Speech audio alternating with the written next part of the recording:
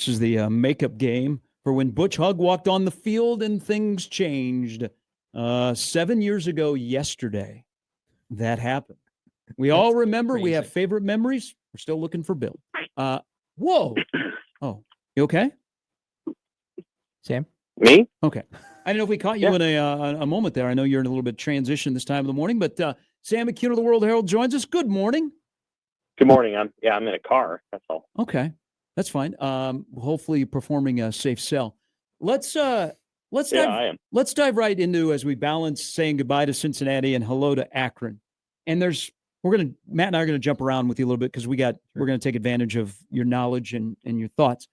Do you think if Nebraska would have run the ball, and this might be a little wild to say because they had a 100-yard rusher, but if they ran the ball more consistently on Thursday night, the offense might have looked a little bit different? Yeah, I do. I think it would have looked a little bit different. I don't know that there was ever too many moments in the game where Cincinnati was bringing those safeties up, right? So, I think Cincinnati was comfortable letting Nebraska, hit a 10-yarder, hit a 7-yarder, hit a 4-yarder, and knowing that Nebraska was going to try to throw those short passes. And so it's possible it would have looked different. I don't know that they would have scored more than 20 points, but it probably would have looked a little bit different. And I thought Nebraska had some run plays that looked good. I think the way that Cincinnati was playing, keeping everything in front, if that one drive is a touchdown instead of a field goal, you're up 24, 24-10 in the fourth quarter. And it's probably a little bit different football game.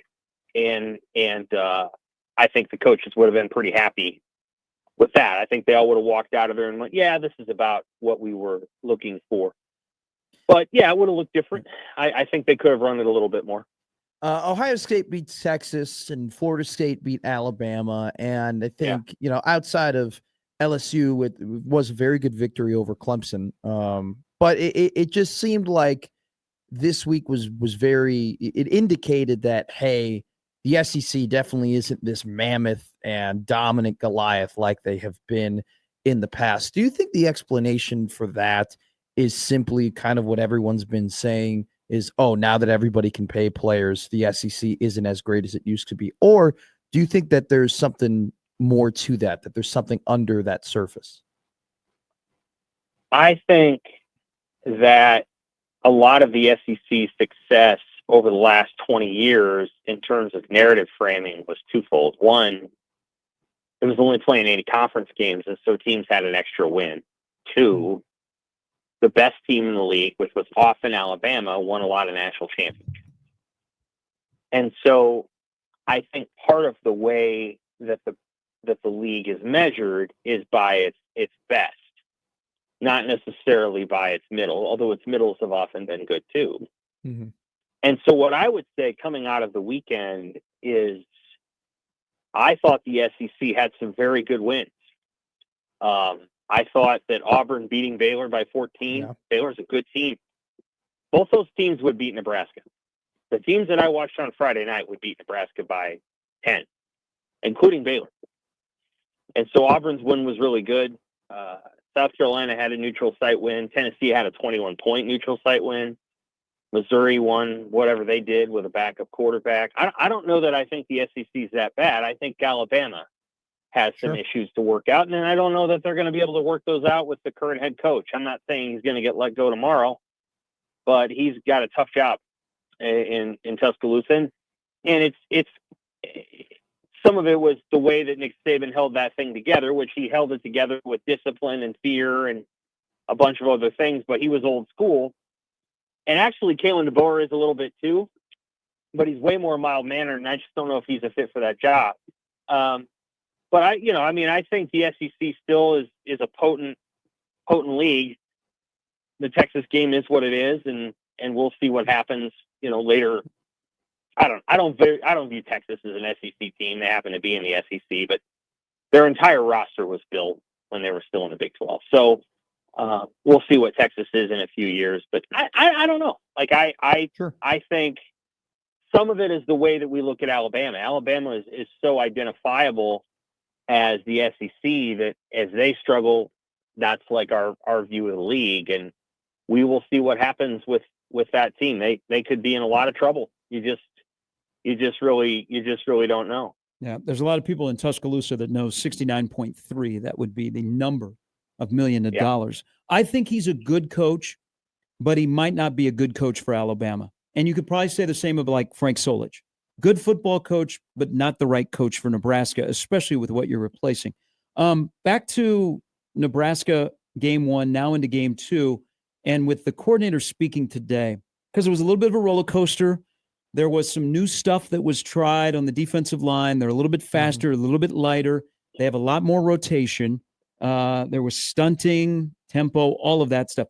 What do you think the tenure or the kind of the vibe will be when we start floating questions to John Butler today about his assessment of his defensive line? Oh, I think he'll be super honest about where that group's at. Now they can start to get to work, if that makes sense. Now that you have a game under your belt and you see what they did and didn't do, and you kind of have a sense of like, hey, here are the guys who are going to play.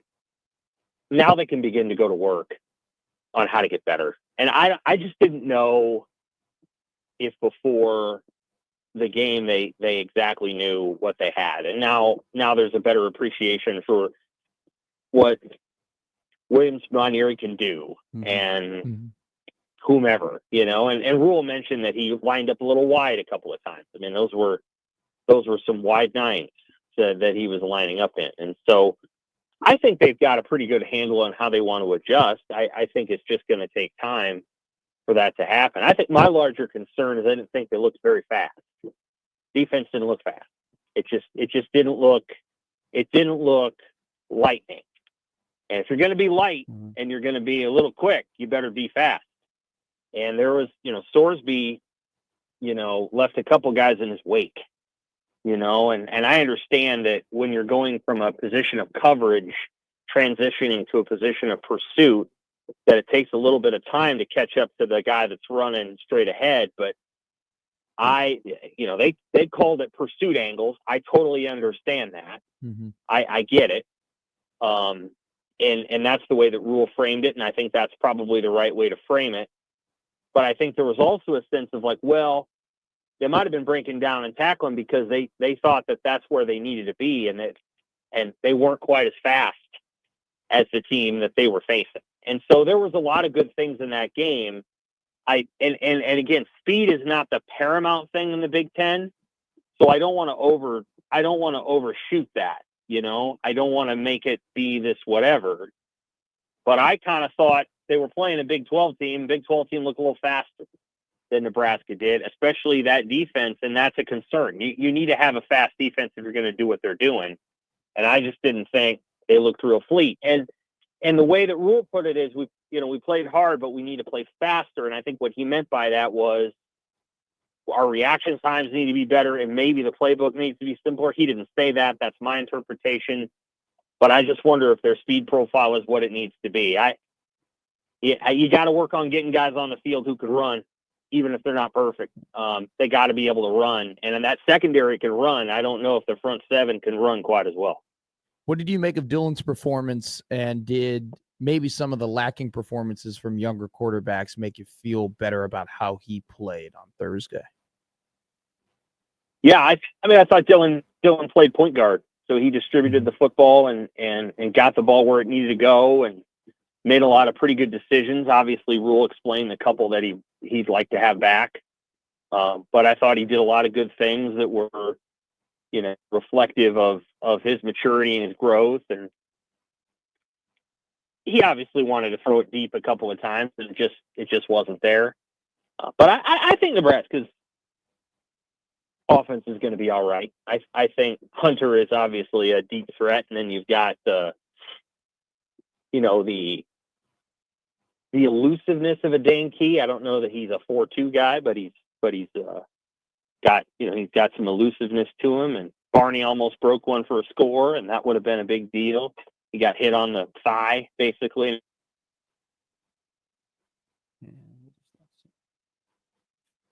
I thought they played all right. I thought Evan Johnson played the best. but Johnson I thought Johnson did a lot of good things. And I totally understand where Rule's coming from about the backup running backs. I didn't love the way they were used. Isaiah Mosey has sort of a sweep run, and his lead blocker is Mekhi Nelson. I think that's going to end up turning into a fake with Nelson running a wheel route for a touchdown.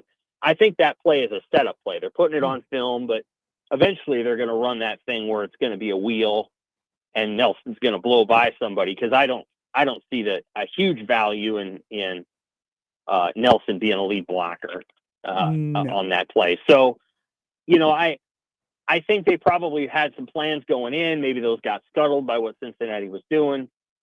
Thought Raiola played pretty good. Thought the quarterback play in the Big Ten overall, and I've watched almost every game, was decent. I wouldn't say it was elite, but we'll see where it goes. I didn't think Drew Aller, for example, was incredible or anything. Mendoza at Indiana wasn't incredible.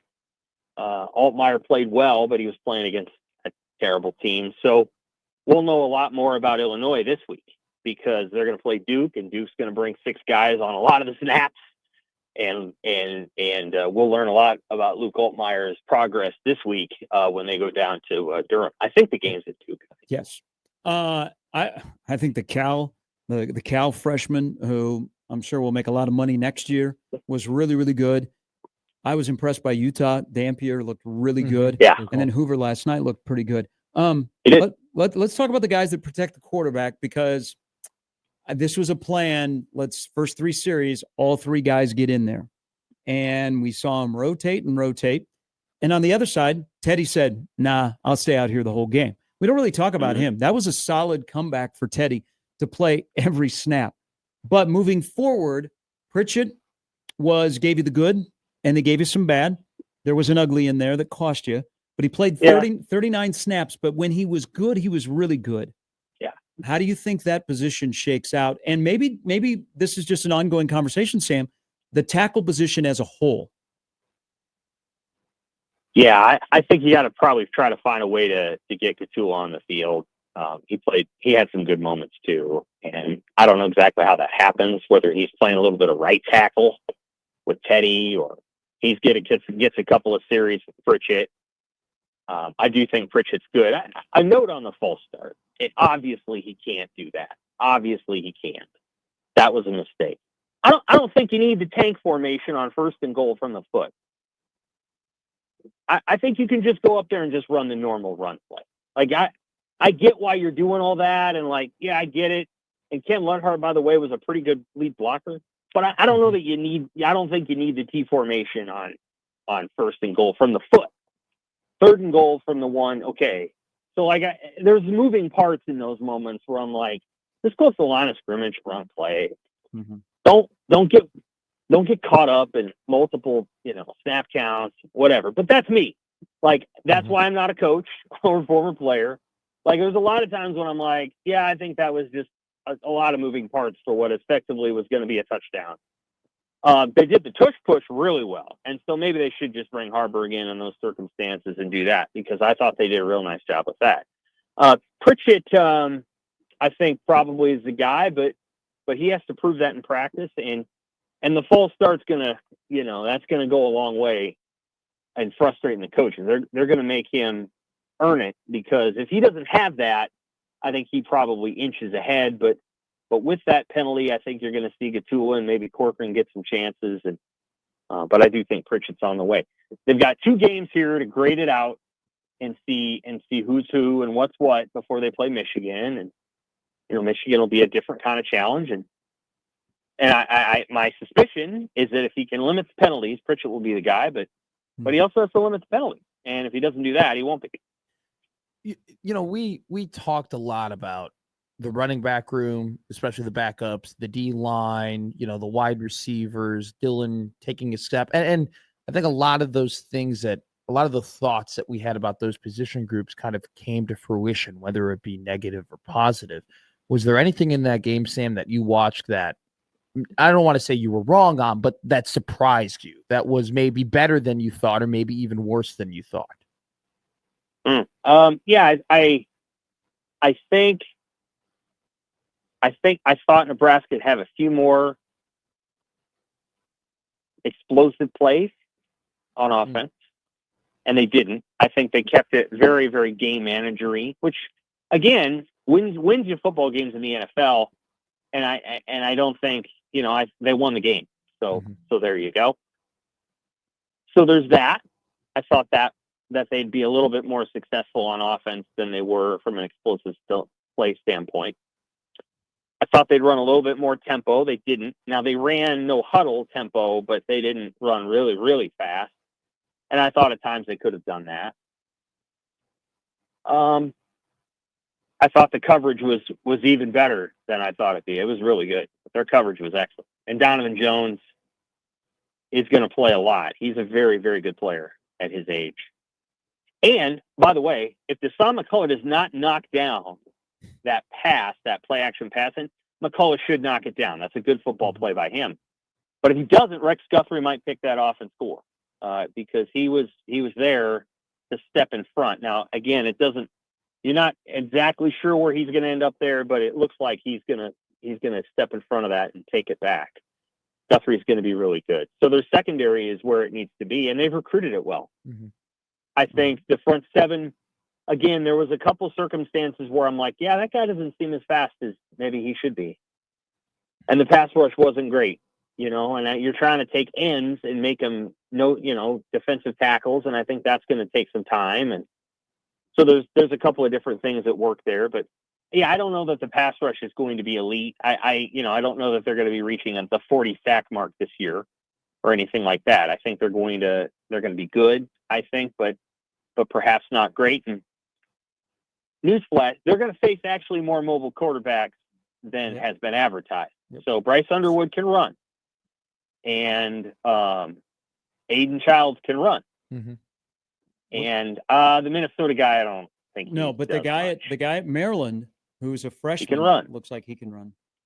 And Nico's going to have to run. If that coach wants to keep his job, and I don't know if he does, he seems pretty miserable. But if he wants to, they're going to have to run him like 20 times a game because they don't have anything. So, and he ran 13, but like they need to like run him all the time. So Nico's going to run. And I don't know. Well, USC is going to run their quarterback. So I know that Nebraska won't see this again. And quite frankly, I think once it's been put on tape, you're going to see other teams do it. So Akron is not a good throwing team, but they're probably going to try a couple quarterback draws and see if they can catch Nebraska off guard and get a couple first downs that way.